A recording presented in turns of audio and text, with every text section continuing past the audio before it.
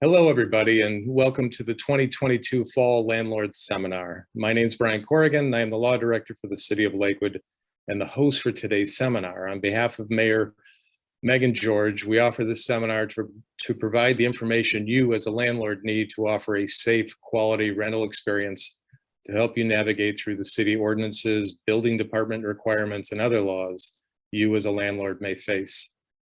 City Hall and the building department are open to the public. Most of the required forms, permits, and payments can be completed and submitted online through the city's and the building department's website. The building department is always available for phone calls to help you through this online process and to answer any questions you may have. Their phone number is area code 216-529-6270. That's 529-6270. There is also a manual entitled Best Rental Practices, and here is the hard copy of it, that is on the city's website as well. This manual is a valuable resource that has a lot of information that you may find useful, and we are currently in the process of updating this manual as it was last updated, I believe, 2 years ago. Today's speakers are Judge Tess Neff from the Lakewood Municipal Court, Tanisha Hunter from the Fair Housing Center, and Christopher Parmalee from the City of Lakewood Building, and he is the City of Lakewood's Building Commissioner. So without further ado, I will introduce Judge Tess Neff. Judge Neff has been, Judge Tess is our new municipal court judge here in Lakewood. Having won the election, and this is now her second year of her term, and she's doing a great job. So Judge Neff, the floor is yours.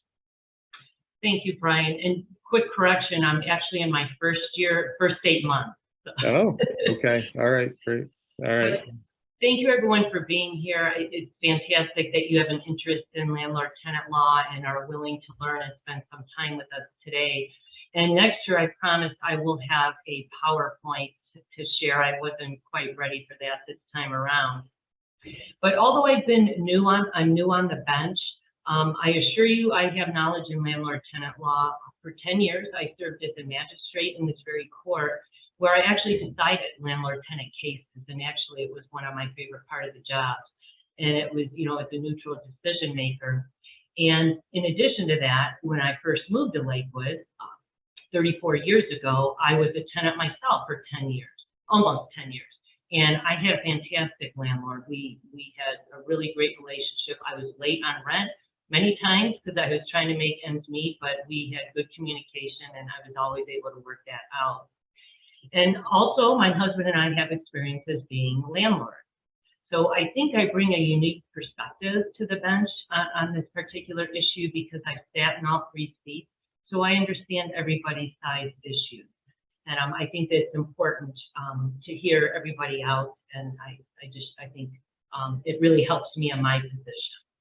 I love the Lakewood community. As I said, I've been here 34 years. It's near and dear to my heart. And I take a special interest in our housing stock as well, because half of our housing stock is rental. So we do have a lot of landlords to address. So I'm going to get into some of the nitty gritty. My presentation is not really long. I can assure you landlord-tenant law can be a little complicated. So as a landlord, your responsibility is to be knowledgeable on the law and the statutes that govern your responsibilities as well as your tenant. And one resource I want to show you, it's been helpful in my entire career, is this Ohio Landlord Tenant book. It's by Frederick White, and a new version comes out every year. It is an awesome resource in conjunction with the city's resource. There's questions and answers, there's forms, there's statutory language, and you should really make use of it because it can prevent you from making a mistake, from doing something that you shouldn't regarding your tenant, and it just might save you a lot of headaches. So the first thing I want to talk about are forcible entry and detainer actions, also known as eviction. The terms are interchangeable, and it's governed by the Ohio Revised Code section 1923. And it's when you as a landlord want to terminate your tenant's right to possess the leased premises. An eviction is purely a statutory process. You can't cut corners to try to evict a tenant. You must abide by the law, or there's a good chance your case would be dismissed after you file it, and that could get expensive. The way the process is set up, it's supposed to be expedited so that you could speedily regain possession of your property if your tenant, say, caused damages, or the most common issue is non-payment of rent. But before you evict a tenant, I really encourage you to work with that individual. Like all of us, we go through problems. We may have lost a job. We may have lost the sole support, financial support in our life. I really encourage you to try to work it out amicably, because no one wants to come to court. It's not a fun or enjoyable process. And the more communication you have with your tenant, you may be able to understand better and give them a second opportunity. So that being said, you as a landlord, you're still required to submit credible evidence that in fact there was a lease and that it's a valid lease before you can evict anyone. This whole process is also referred to as a first cause action. And that'll make more sense as I go along. It's really a two-part process. So that explains the first cause or eviction action. Now, in order for a landlord-tenant relationship to exist in the first place, you have to deliver possession of the rental property. And to do that, you should have an executed rental agreement. Now, rental agreements can be oral or written. However, the best practice is a written lease, because that should spell out all the terms and requirements so the tenant has complete certainty what's expected of him or her. In fact, it should indicate when the rent is due, where it is due, and the exact amount. And that's just really important. I also want to point out, if you get in the habit of accepting late rent or partial rent, say rent's due August 1, and for the past few months you've allowed your tenant, because they're down on their luck, to pay part of the rent on August 1 and the rest toward the end of the month. You can't just decide in September, I don't like this setup anymore, and proceed with an eviction action. You must give them written notice that you're not going to accept late rent anymore. Once you establish a pattern, you're kind of stuck with it until you say otherwise to the tenant, because honestly, that in all fairness to the tenant as well, because they were under the impression they could pay you late rent. So just be cognizant of that. As I mentioned, rent leases can be oral or written. What you cannot do in a lease is contract away your obligations that are set by statute. I'm not going to run through the whole list of that, but you really need to familiarize yourself with the chapters 53, 21, 13. And your specific obligations as a landlord are outlined in 5321.04. And the tenants are in the following subsection of 0.05. So you really need to familiarize yourself with that, or the agent who is representing you in court, if you would unfortunately have to file an eviction, needs to be familiar. So in order to evict a tenant, you are required to serve what's called a 3-day notice. Do not confuse this with a 30-day notice. They're two separate notices. I'll get to the 30-day in a little bit here. But the 3-day notice is associated with 1923-04. There is mandatory, specific, conspicuous language that must be in your notice for the 3 days to serve upon your tenant. Again, there's a sample in the green and white book I showed you. I urge you to just either read that or some other resources so that you don't make mistakes, or that you don't violate the rights of your tenant, because that could be a whole other problem for you. So service of the 3-day notice. Intervening Saturdays and Sundays are included in the day computation time. Now, there's certain ways you have to serve that 3-day notice. You can do it by certified mail. You could actually go to the home where your tenant is renting and you can tape it on the front door. What you can't do is tuck it under a mat where they're never going to see it. It has to be obvious. Some landlords have actually gone to tenants' place of employment, which can be embarrassing for them, but some landlords choose to do that, take it to the employment. But usually at the home or just going to see your tenant and serving it is typically not a problem. So different than serving a 3-day notice is what's the 30-day notice. This is different. It's when you want to terminate your tenancy. So an example might be your tenant has a lease. The lease ends after a year, and you allow the tenant to rent month to month because either you don't want to sign a new lease or the tenant chooses not to. You can't just go and serve a 3-day notice on your tenant if they're current in their rent or there's no other issue. This is where the 30-day notice comes into play when you want to actually terminate the tenancy. You have to serve that 30-day notice. And what you have to do is you have to outline in there why you're serving it, and you have to give them an opportunity to vacate the premises within 30 days. Let me give an example here. Say the tenant pays rent on the 1st of the month, August 1. You cannot serve that 30-day notice on August 1. It's got to be prior to that periodic tenancy. So you would have to serve that notice on July 31st if you wanted it to be valid for the following month. And again, there's a lot of Q&A on these issues and other resources, so I can't encourage you enough on how to familiarize yourself.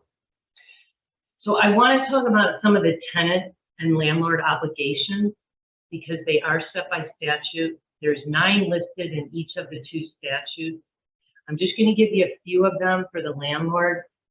You would think they're common sense, but a lot of landlords are just not familiar. So in 5321.04, you as a landlord, you're obligated to comply with the building and housing codes in Lakewood here. If you're not, then you could be cited by the city of Lakewood, or they may work with you to get those up to grade. You're responsible to make reasonable repairs to the property.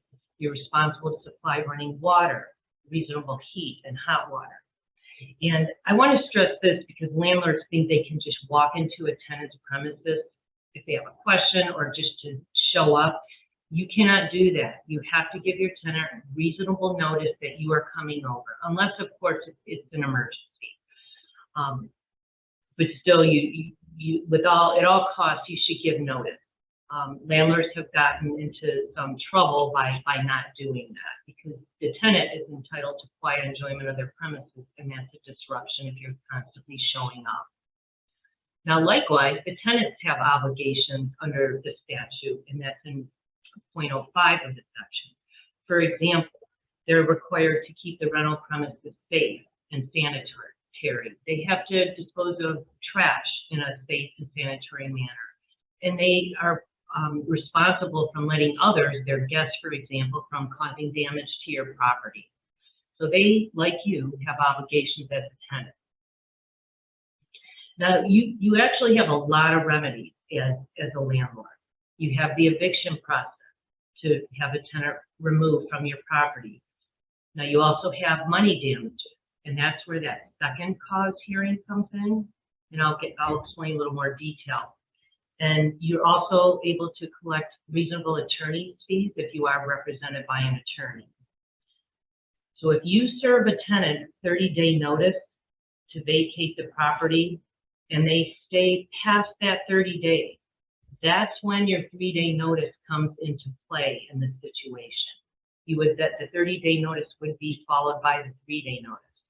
You can't serve that 3-day notice until those 30 days expire. Landlords do this all the time. They'll have it served the day before the 30th day, and the whole process is breached, and you have to start all over again. Money damages. I want to talk about this because it is important, and that's, again, interchangeable with the second cause. So money damages include your unpaid rent, damages to the property that are beyond ordinary wear and tear. It can also include late fees. One thing about late fees, don't be greedy. Late fees, typically the most that courts will allow is 10% of the actual rent, and that's established by case law. So keep that in mind. If your rent is $500, $50 would be reasonable. Anything more than that, magistrates will usually rule against you. And speaking of magistrates, I meant to bring this up in the beginning. In most municipal courts, magistrates hear the housing cases. If you're not familiar with who or what a magistrate is, they are attorneys. They're very familiar with the law, and they're appointed by a judge. And I have several magistrates, and they hear the case. I review all of them after the fact for an independent review. So we kind of have a two-step process set up here to make sure everything is done fairly and equally for the landlord and the tenant. But in case you wonder why you're before a magistrate, that's the typical process. Okay, so with damages, it's incumbent upon you, landlord, to prove the damages. One thing I have found by talking with my magistrates is they get frustrated because they said the landlords come in and they expect the magistrate to make their case. And they feel sometimes, not all landlords, but the landlords don't take the hearing seriously or appreciate the importance of it. When you're trying to seek damages, you must provide receipts, photos, and you have to do comparisons before and after. Example, you have a tenant that moved in year 1 and you put in new carpet. They stay 5 years. When they leave, it's your opinion that the carpet is completely destroyed. Maybe it's stained, their children, I don't know, had marker on it, and you try to get it clean, but you can't. And it's obvious to you it has to be replaced. What you will have to do is show the amount you paid for the original carpet compared to what it will cost to replace, minus depreciation. And typically depreciation is 10% per year. So it's really important to know, just because you paid $800 when they moved in 5 years ago and they destroyed the carpet completely, that you're going to get the full $800 second time around after 5 years. There will be depreciation. So when you file the eviction to have your tenant removed, you also have to follow that by serving what's called a summons and a complaint. The summons is to alert the tenant that you're going to have a court date, you have to come in. And that can be done by ordinary mail. You can have it personally delivered, and you can send it by certified mail. You could also post it on the premises if you choose.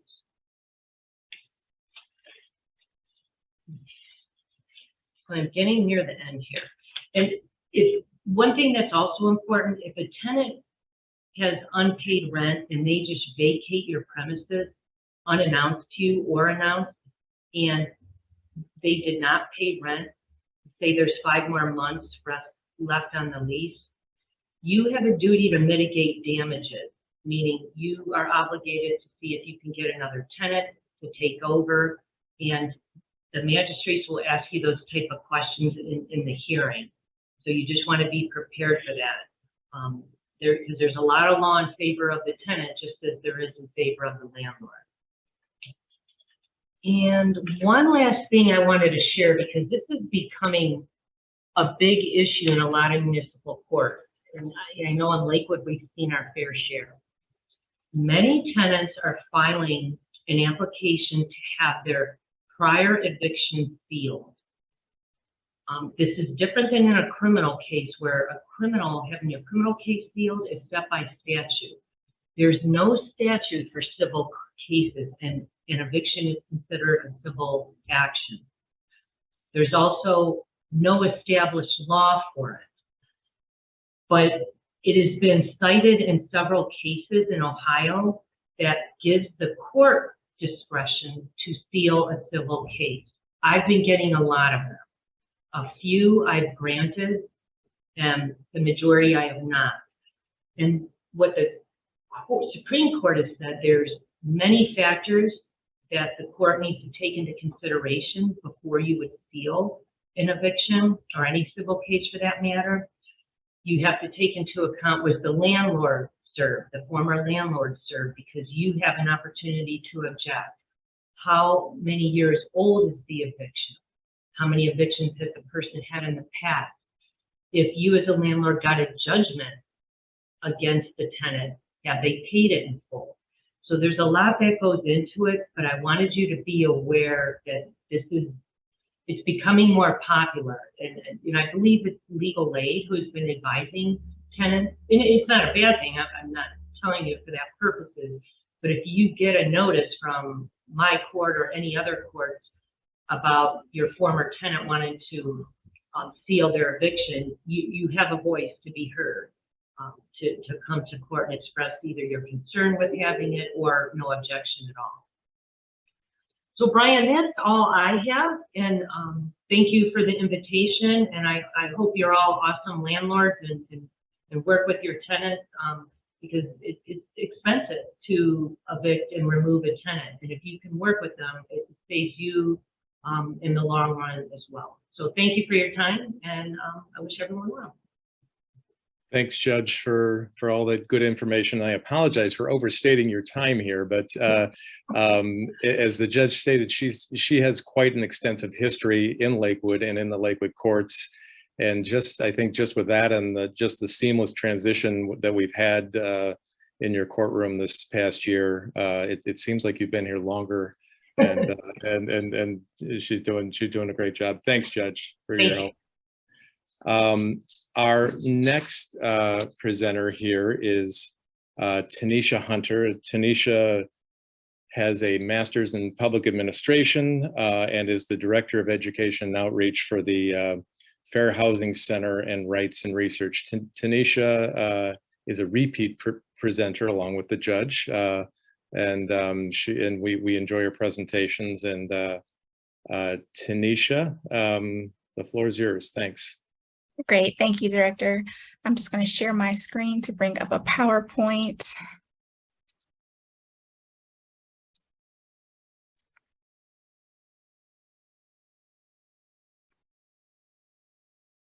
That is up and I can see it, Tanisha. Great. Okay, and then are you seeing my screen, or are you able to see just the PowerPoint? I am seeing your screen along with the slides on the left-hand side as well. Okay, let me just fix that here. Great. That's it. Perfect. All right. Well, thank you so much for having me again this year to discuss fair housing law. I do want to preface that I myself am not an attorney, but we will be talking about fair housing law. So for any specific legal questions, we do recommend that folks seek out an actual attorney. This information is for general informational purposes. All right, just a little bit about the Fair Housing Center if you're not already familiar with us. As a fair housing agency, the Fair Housing Center provides a number of services to individuals, real estate owners, professionals, as well as municipalities concerning, fair housing, fair lending, and related matters. And so our mission is to protect and expand fair housing rights, eliminate housing discrimination, and promote integrated communities. And we drive this mission through some core services, which includes direct advocacy, which may be providing assistance to victims of housing discrimination, as well as proposing and enforcing effective fair housing laws. We also do complaint investigation, enforcement, where we routinely monitor several different rental sales, homeowners insurance, and lending markets for discriminatory practices. We also do research. Our research team is phenomenal, and they produce a variety of reports, maps, and other publications that examine fair housing and fair lending issues in our region. And then education and outreach. So just like today's presentation, making sure that housing providers and landlords know their obligations to fair housing law. So the Fair Housing Act was signed into law on April 11th, 1968. And the goal of the Fair Housing Act was one, of course, to eliminate housing discrimination, but then also to promote residential integration and undo the effects of prior discriminatory policies and practices. And this is called, oh, I didn't lose myself, I'm sorry. And this is called AFA, Affirmatively Furthering Fair Housing.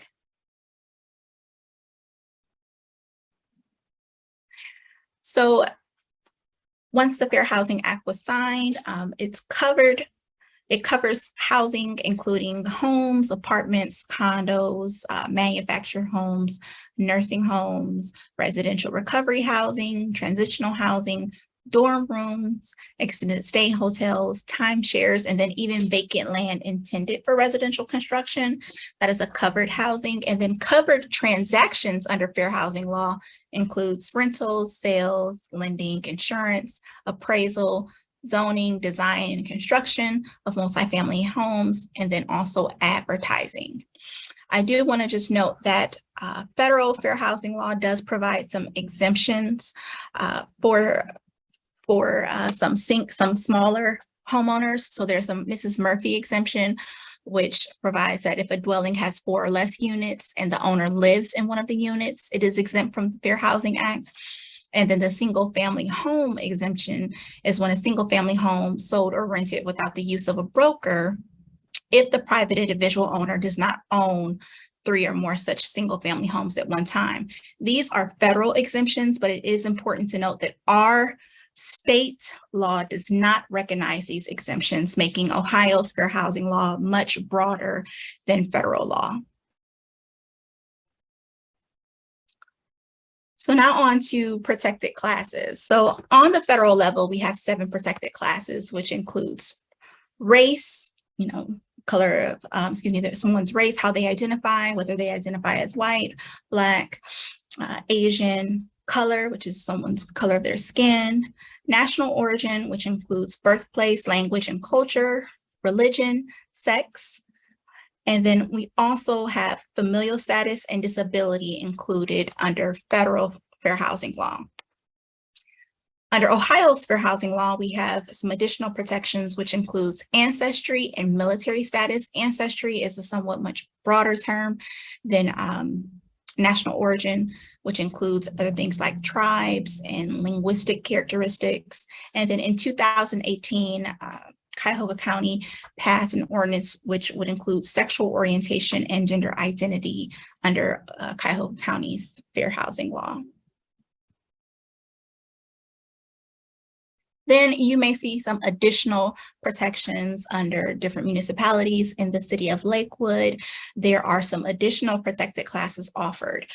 So you can see that sexual orientation and gender identity are also included as an additional protection. Gender, marital status, creed, physical characteristics, and age are all additional protected classes included in the city of Lakewood's fair housing ordinance in chapter 516. And if you happen to own other properties in various other municipalities, you may see some of these additional protected classes included as well, such as source of income, occupation, ethnic group, and then even associations with the protected class.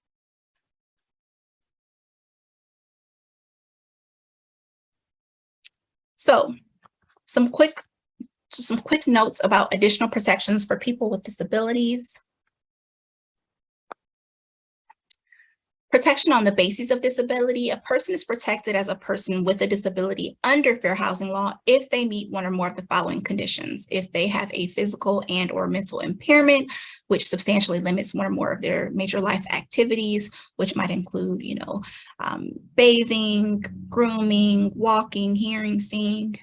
Also, record of having such impairment, being regarded as having such impairment, and also includes people associated with or residing with person meeting definitions. So some quick examples of disabilities covered under fair housing law would include a chronic mental illness, developmental disability, alcoholism or past drug abuse, cancer, AIDS, HIV, hearing, mobility, or visual impairments. Those are some quick examples. The Fair Housing Act, however, does not protect current users of illegal drugs or anyone who poses a direct threat to the health and safety of others or causes substantial physical damage to a property. So some additional protections that are given for people with disabilities includes a reasonable accommodation, which might be a change in a policy or procedure, and then a reasonable modification, which equals a physical change to the interior or common areas of the property. Also included is new construction requirements, where 7 accessibility features on new construction are required for multifamily dwellings built for first occupancy after March 13th, 1991. So some quick examples of reasonable accommodation requests would be allowing a service animal despite a no pet policy, informing others of policies such as families or a social worker, moving from one unit to another without a fee, reserved parking spaces, changing the rent due date. So if a person receives their Social Security disability check on the 1st or the 3rd Wednesday of the month, allowing them to pay on that date instead of maybe the typical 1st of the month. And then also utilizing the Ohio Relay Service. Quick examples of some reasonable modifications, which again is a physical change to the property, would be to widening doorways, installing grab bars, lowering heights of kitchen cabinets, installing a ramp, lowering or raising heights of switches, outlets, thermostats, or installing a lever door handle instead of the orbital ones that you typically see in older homes. Now we'll move on to prohibited acts under fair housing law. So under fair housing law, it is illegal to refuse to sell, rent, negotiate, or otherwise make unavailable or deny a dwelling. So if there is, for example, a family with children attempting to rent your home, denying them simply because they have children. Discriminate in the terms, conditions, or privileges of sale or rental of a dwelling or in the provision of services or facilities. So discriminating in the terms. A quick example of that would be, say for instance, there is a person who uses a motorized wheelchair, charging them a much higher security deposit simply because they use a motorized wheelchair. That would be discriminating in terms, conditions, or privileges. And then make, print, or publish any notice, statement, or ad indicating a preference or limitation based on a protected class. Furthermore, misrepresenting availability. So, for instance, if someone inquires who is Black, indicating to them that there are no available rentals, and then following up with a person who is maybe inquiring that is white and telling them that there are 5 available rentals. Denying a reasonable accommodation or a modification request. Now, there are certain circumstances that a housing provider can deny reasonable modification or accommodation request, being if the accommodation or modification is not related to the person's disability, or if it's going to cause an undue financial and administrative burden for the housing provider, or it is a fundamental alteration of the normal services or provisions. However, if that is not the case, then a housing provider is required to grant a reasonable accommodation or modification request and do so without charging for a reasonable accommodation. Typically, reasonable modifications, the cost is, the burden is on the not the housing provider, but the tenant. Furthermore, under prohibited acts, we have intimidate, threaten, interfere with, or otherwise retaliate against a person who is exercising their fair housing rights. Lastly, under discriminatory actions, under Ohio fair housing law, it is unlawful to make any inquiry, elicit any information, make or keep any record, or use any form of application containing questions or entries concerning any protected class.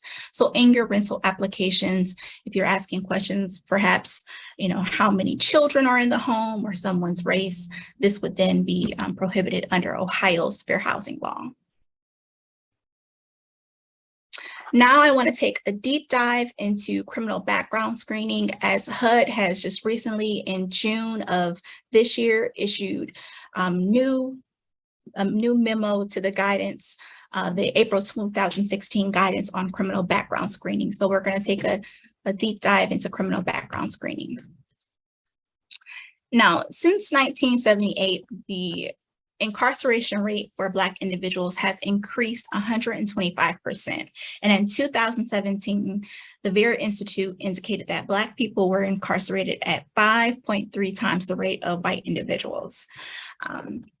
Nearly 1/3 of US adults have a criminal record, and clearly, given those statistics, Black and Latinx people are arrested, convicted, and incarcerated disproportionate to their share of the population.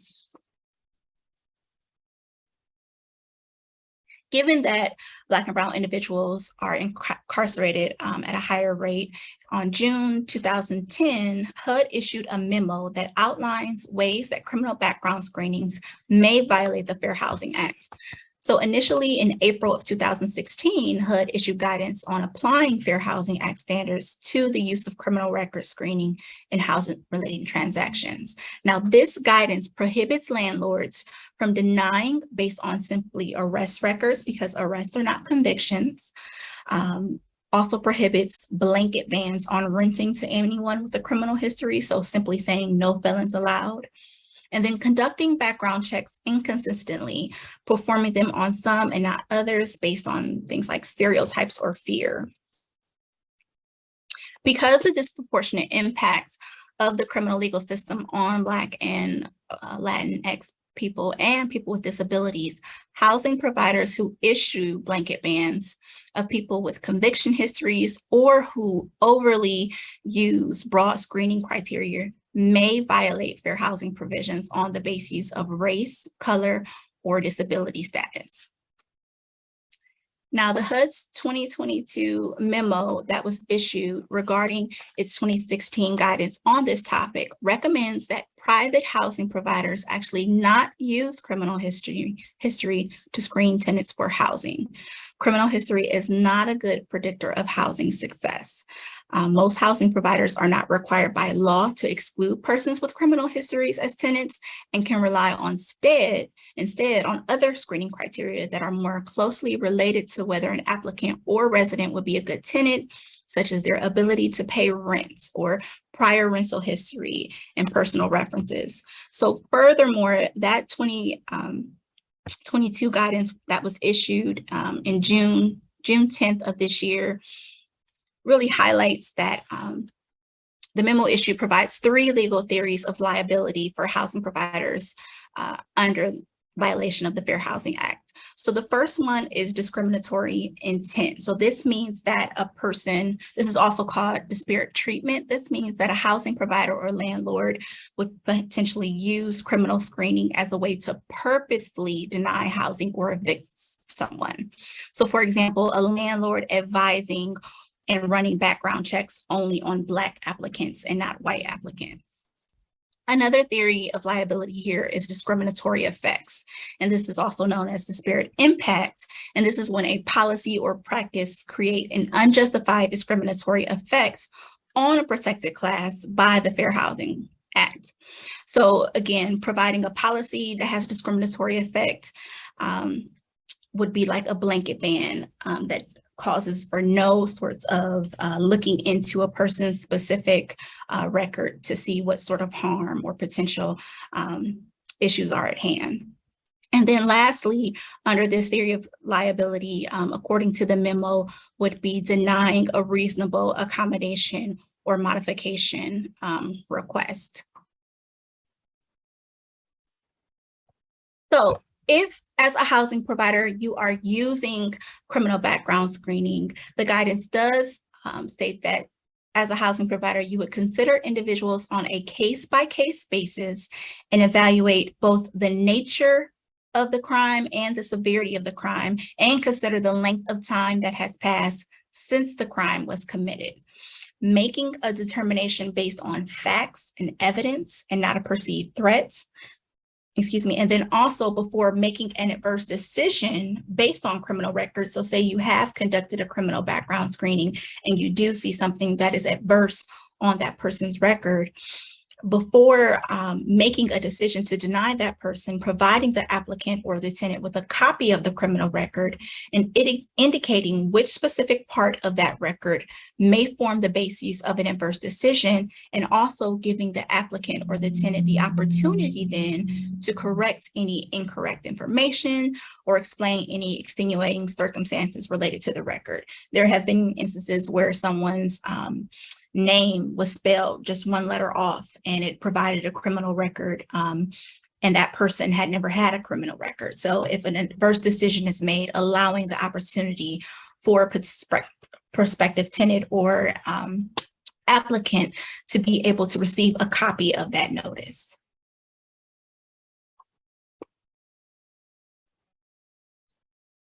So just reinforcing the guidance that arrest records are not appropriate to use as screening criteria, and that blanket bans have a disparate impact and are therefore unlawful. So simply saying no felons allowed or no criminal histories allowed would then have fair housing law violations. Now, we'll skip to consequences and goals as I finish up here. So what are the consequences of violating the laws? Potential lawsuit or a complaint investigation. And if probable cause is found, then an administrative hearing. And then damages could be awarded, including compensatory damages, punitive damages, and injunctive or equitable relief, and even a suspension or loss of real estate license for real estate professionals. So some best practices for housing providers: provide all your employees that you may have, including yourself, with annual fair housing training. Adopt uniform policies for handling any maintenance and repair requests. Taking steps to prevent sexual harassment. Design non-discriminatory list of rental criteria, and then also advertise your available unit and describe the property and not the people that you think may be interested, as to not fall into any concerns with potentially violating fair housing law. Furthermore, when it comes to criminal history, you want to make sure the guidance does recommend to not use criminal history as a screening criteria for housing. However, if you are required to, then to conduct a credit and or background check, and make sure to obtain written authorization from the applicant and adhere to both the the Fair Credit Reporting Act and Fair Housing Law. And before making any adverse decision based on criminal records, provide the applicant or tenant with a copy of the criminal record and indicate which specific part of that record, again, may form the basis of an adverse decision. That way you are giving the applicant the opportunity to correct anything that may be on there mistakenly. And then lastly, when you are receiving applications, review them in the order that they are received.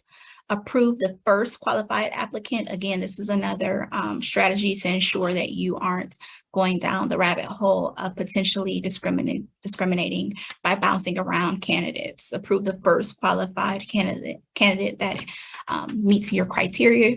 And then also remember, everyone with a disability has the right to request a reasonable accommodation or modification and a right to a response. And so if you are receiving some reasonable accommodation or modification requests, you'll want to ensure that you document all requests for accommodation, including any verbal ones.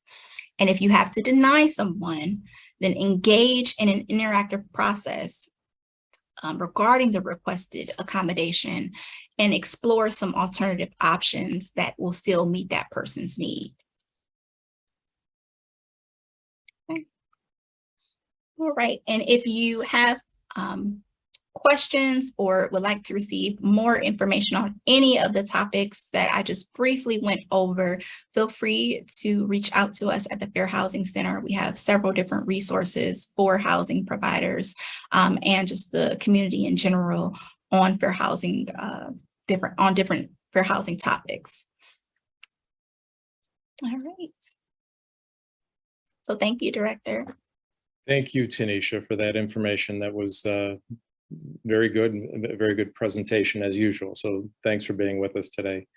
Our next presenter will be Chris Parmalee, and Chris is the City of Lakewood's building commissioner. And before I introduce Chris, I just want to say that my office and myself and the prosecutors at times work closely with Chris Parmalee in the building department, and it's often surrounding problem properties or properties that have outstanding building code violations and building code violations that have not been addressed. If you receive a building code violation from the building department, communication is key. Please reach out to the housing inspector. We've got 5 or 6 housing inspectors that go throughout the city, responding to complaints, and just have their territories that they patrol or observe on a daily basis. If you receive a building code violation, reach out to them and let them know that you aren't ignoring them, and that you and open a line of communication as far as addressing the issue. We know times are tough. We know contractors can be tough to secure at times. We have a lot of resources at the city that we can recommend to you, and ideas and help with these tough situations. If we don't hear from you, it's referred up to this office, and at that point in time, we've got a couple options. We can refer it right to the court. We can issue a summons, and criminal charges can be filed. Before we do that, typically though, we take one last bite at the apple as far as trying to open up a line of communications, and we schedule a prosecutors meeting. And the prosecutors meeting, it's usually the first Wednesday of the month.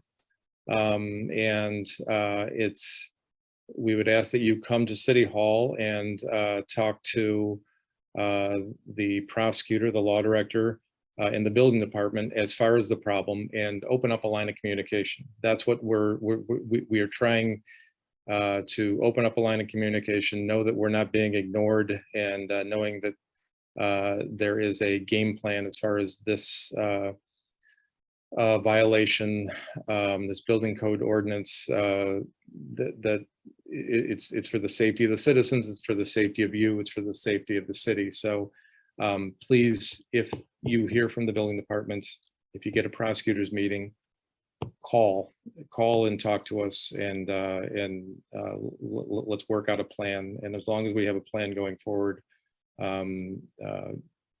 we're happy, and we can see through to compliance. So that being said, and Chris will probably tell you more of the same, I'd like to introduce you, Chris Parmalee, the City of Lakewood's building commissioner. Chris.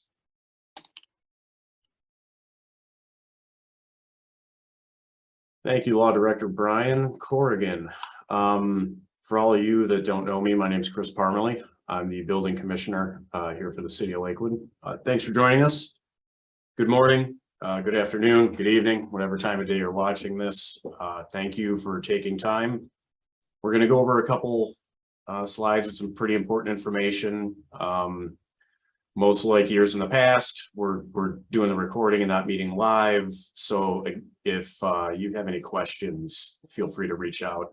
My contact information contact information will be on the last slide. So let's get moving. So like I said, my name is Chris Parmalee. I'm the building commissioner. Wife and I have lived here for a long time. I grew up here. I had one graduate a couple of years ago, one graduate over the summer. He's actually going to the Air Force, pretty proud of him. And I have one more, started his middle school career at Harding this year. We're a unique neighborhood. You know, if you've lived here for a while, or, you know, you've had your property here for a while, we're extremely diverse, financially, economically. It's a great community. So let's go ahead and move on here. We're super walkable. You can pretty much walk anywhere in the city. We're a unique neighborhood. We're super compact, the most compact neighborhood in between San Francisco and Chicago, in the northern US here. So we appreciate the investment you made in the neighborhood. Welcome back if this is your second, third, fourth, 50th time doing this. And again, if this is your first time, really appreciate it. Without your investment and upkeep on the property, we wouldn't be where we are today. So let's go over a couple numbers. Like I said, 50,866 residents. That was the last census. Pretty accurate. 9,200 people per square mile. We're packed in. So 32,000 housing units. We're about half and half when it comes to owner occupied. Median home value 171.6, so that's gone up. We are 5.6 square miles, 180 miles of sidewalk, and we're going to talk about that here in a little bit. And in our little tiny community, we have 92 miles of roads. So what does your interaction with the building department look like? We wear many hats. We do state building code inspections. We do inspections based on our codified ordinances, which where your rental property falls into play. Interior and exterior inspections. Exterior inspections that's completed from the public right of way, meaning sidewalk or street. We do not enter private property ever without permission. We have what's called curtilage laws here in the state of Ohio, which means we can't go past the foundation line without permission from you or a tenant over the age of 18. We are allowed on your front porch. You invite the mailman to the front porch, the UPS guy, Amazon. So just a little quick information on that. We do safety and maintenance inspections on rental properties. We try to get them done every 3 years. That's an interior and exterior inspection. So outside top to bottom, just like, oh, of course, my phone decides. So top to bottom, inside and out, on the exterior, roof to foundation, interior, same thing, attic to basement. All the common areas, we inspect dwelling units, whether it's 1, 2, 3, 4 multifamily homes. When it is your time to get an inspection, you will get an interior inspection request letter sent to you from the building department. Please respond to that so we can set up a time for the inspection. We also do what's called certificate of code compliance inspections. So if you were to purchase a rental property, sell a rental property, a lot of neighborhoods call them point of sales. We don't call them that. It is a certificate of code compliance inspection. So when you go to sell your rental property, we come through, we do an inspection. Then you're issued what's called a certificate of code compliance. Once the inspection is complete and any violations are abated, that's what you provide to the title company when it comes to transfer. You know, we do plan reviews, both commercial and residential, permit approvals, permit inspections. And that's when it comes to that. And then we housing licenses, which is a big piece of what we do. Anytime you have a rental property in the city of Lakewood, by our codified ordinance, you are required to have a housing license. What that housing license does, it helps us retain information for you, contact information, email address, tenant information. You let us know what kind of smoke detectors you have, what kind of heating it is. Most importantly, we retain your information in the event of an emergency that police and fire need to be involved. So that's what you get with your housing license. That's an annual license, non-transferable. We're going to talk about that in a little bit too. But we also, we're complaint driven as well. So if you have something wrong with the property and a neighbor complains, that's, you know, we'll go out and take a look. If you have an issue on the inside of the property and we get a complaint from your tenant, as long as he or she is over the age of 18, we are allowed into the property if we're invited. So your tenant can show us what's going on. That same thing, city officials, you know, sometimes the garbage man will give us a call. They'll have a complaint about a house or something they think we should look at. So that's kind of crash course in, you know, what your interaction with the building department would look like. This slide I put together last year, seasonal responsibilities. Again, We just talked about 180 miles of sidewalks in the city. It is your responsibility to make sure the sidewalk is cleared in the wintertime for our Clear for Kids campaign. Like I said, we're super walkable. I'd say 90% of the kids walk back and forth to school from kindergarten all the way up to high school. It is your responsibility to maintain that sidewalk, to keep it clear so kids can walk to and from school.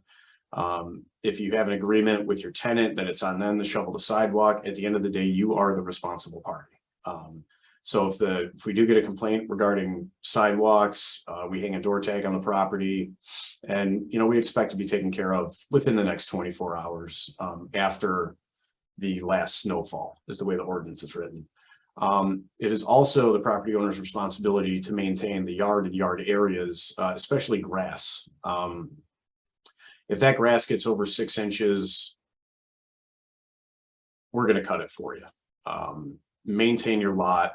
The city charges $200 to cut your lawn. Again, if you have an agreement with your tenant that it's on them to maintain the yard, you are the responsible party. So you will get a high grass posting on the property. It's a big, ugly purple sticker that goes on the front window. We only notify you one time, and we give you a week to respond. So if we have to cut your grass, you get billed $200. And then if you let it get long again, you get that one warning for the entire season. So please maintain your front lawns and your property. And then if you have a property on a corner lot and you have bushes, shrubs, wildflowers, anything like that, I actually had an edit made to our codified ordinance that those bushes on corner lots, that needs to be maintained 36 inches for line of sight. Again, a lot of sidewalks, a lot of kids, a lot of people traveling back and forth on the public right of way.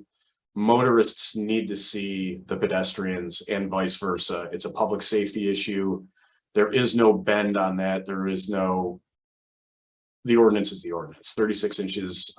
Again, if you're hesitant to maintain that, again, we will remedy that as well for the cost of $200. Below that is the sidewalks we just talked about. Keep your sidewalks clear.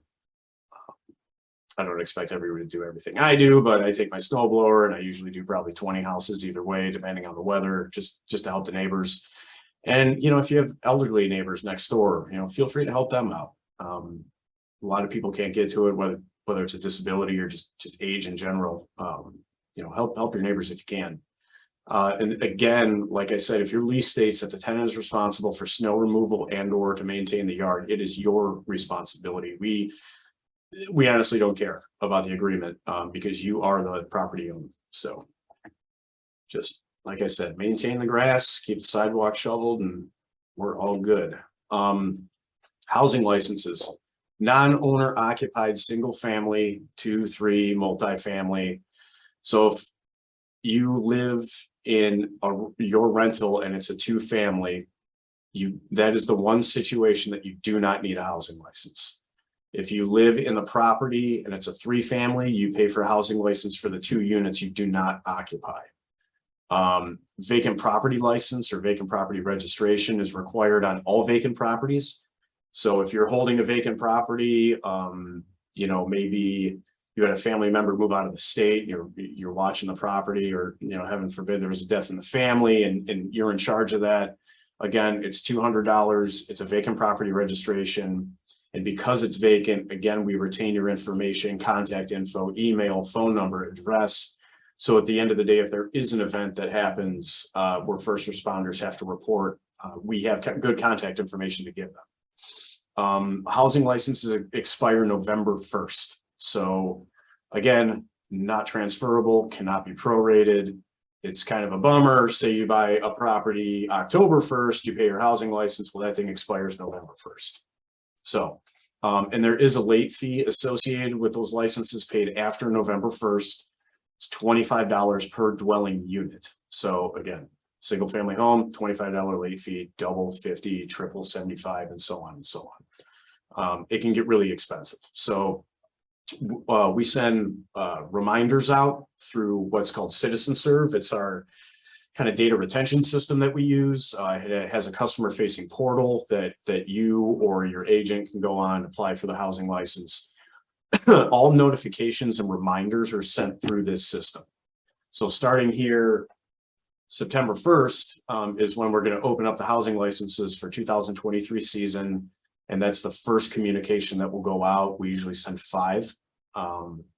So keep track of your email, depending on your email provider, keep an eye on your spam mail. Sometimes they get tossed into that one. But like I said, we do not do paper communication anymore. It's 2022. We have a system that allows us to do mass email. So we utilize that. So you want to post your license when you get it. So when you go on, you pay. We generate your license internally. We do that every day. We run a batch report. So if you pay for your license today, the document may not be ready till tomorrow. But when it's ready, you can log into your portal, print out your license, and you want to hang that in a conspicuous area, being center hall, main entrance, wherever it's visible. Part of the ordinance is you have to post that. And again, if you decide to sell the rental property, we already talked about certificate of code compliance inspections and what's formally referred to a point of sale. Our entire ordinance on this subject, 130643 through 130653. I'm not saying you have to study and remember it, but it's there. So if you do have questions, you can refer to that, or you can always call our office. My staff, we are all cross-trained on pretty much every question that could be asked pertaining to housing license, rental properties, inspections. We have 4 full-time residential property maintenance inspectors and 1 full-time commercial property maintenance inspector. So when it comes to anything codified ordinance, City of Lakewood, those are the folks that 9 times out of 10 you're going to be talking to. On our city website, under building department, you can click on meet building department staff, and you can see pictures of all our smiling faces. All of our phone numbers and email addresses are right there. So you know who's going to show up to your house before they come. So it's always nice. And we always have city shirts on. We're logoed. We have badges. You can ask for credentials at any time. So let's move on. Housing license application. This is kind of the nuts and bolts right here. Again, they're all completed online. If your computer goes out on you, or you need access to PCs to do this process, we have 2 kiosks set up down here in the building department that you can use. So that way front office staff's right there too if you have any questions. You can do it on mobile. The portal's a little strange on mobile. It's not really an app because it's a web-based system. So it's a little tough to do stuff on the phone. So if you don't have access to a PC and you need access to one, you don't have to schedule an appointment. Just come right to the building department. You can use our kiosks. Like I said, front office will set you up. If this is your first time, you're going to apply for a new housing license. So you create a user account, just like you would for Amazon or anything else. Once your account's created, you have your login information, go into CitizenServe, follow the steps. If you are a veteran when it comes to this, you are going to renew your housing license. Do not apply for another one, because the system's going to recognize separate licenses in the system. And you'll get notifications if you have an open license opposed to having a new one that you've paid for. So it'll mess you up. You'll get communication that you don't need. So again, if it's new, create an account, apply for a new one. If you're a veteran when it comes to this, just renew your housing license. You can submit payment right online, or you can pay at the front counter. There's all kinds of ways to do that too. Again, if you have any questions about the process, you can call our main number, 216-529-6270. That rings the main line.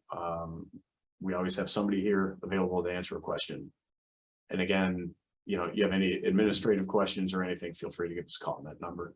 On the right-hand side of your screen, it's the fee breakdown. Condos 45, rooming houses 60 per unit, on and on and on and on. If you have a large apartment building, we put a $3,500 cap on that. There's some substantially large buildings in the city, and vacant property registration, again, like we talked about, is $200. So if you have any questions on the fees or anything like that, you can always refer back to this presentation, or go ahead and give us a call in the building department, and we'll be more than happy to help you out.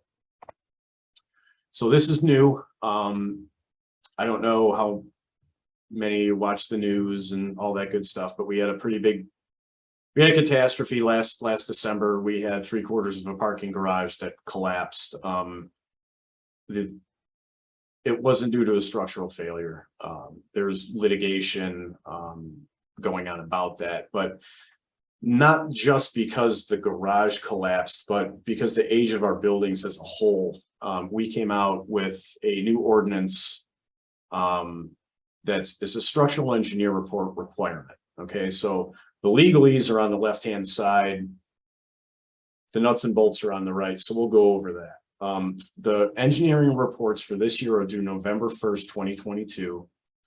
Your building has to meet all this criteria in order to submit the engineering report. If you have a single family home, double, three, you don't have to worry about this. But if the building's over 30 years of age, which 95% of our buildings are, 4 or more stories in height, that doesn't count like a sub basement apartment where it's a half story. It needs to be a full 4 stories above grade plane. And then if you have a subterranean parking garage, underground garage, or an above ground parking garage with 10 or more spaces, your building falls in this criteria. So you would hire a engineer, structural engineer, registered design professional to practice in the state of Ohio. They will do, we want the facades inspected, brick, stone, all the lintels, parapet walls. So they'll do a full inspection on the exterior of the building. Same thing with the parking garages, and then they'll give us a breakdown. Like here's an immediate hazard, or this needs handled within 5 years, within 10 years. All those reports get emailed to engineeringroports@lakewoodOH.net. Those all come to me. I comb through them, and then we take the enforcement piece from there. So once we get the engineering report, if the building does need work, we're going to open what's called a correction notice. And then we'll be in contact with building ownership. If anybody has any questions about this ordinance, feel free to call me directly, 216-529-6295. It's just really important that not only we maintain our housing stock, but we maintain our commercial corridors and high rises and commercial properties as well. Try to thrive as much as we can here.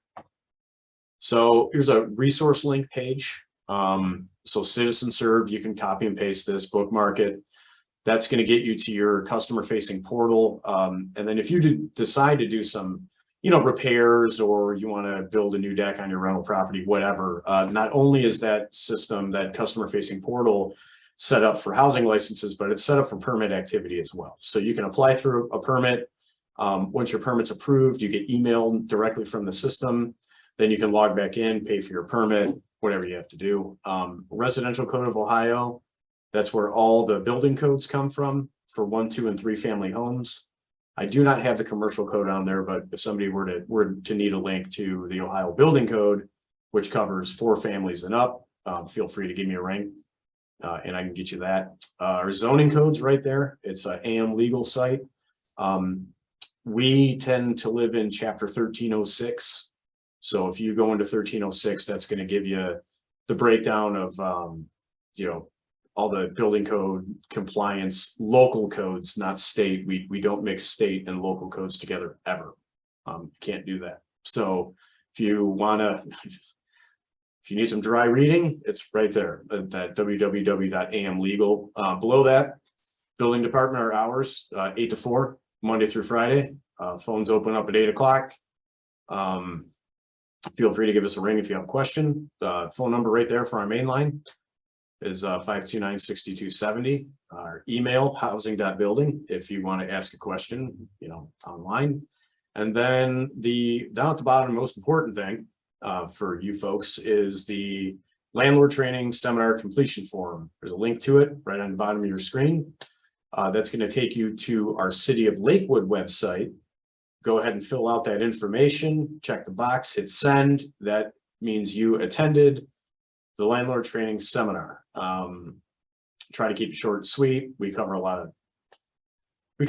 during this this presentation. So And this is when we were live, I do a Q&A, and that was always pretty fun. Maybe we'll bring it back live, not sure, but for now we're doing it this way.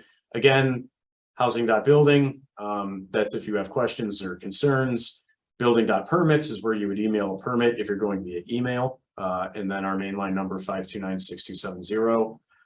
If you have any questions that you want to take right to me, that's A-OK.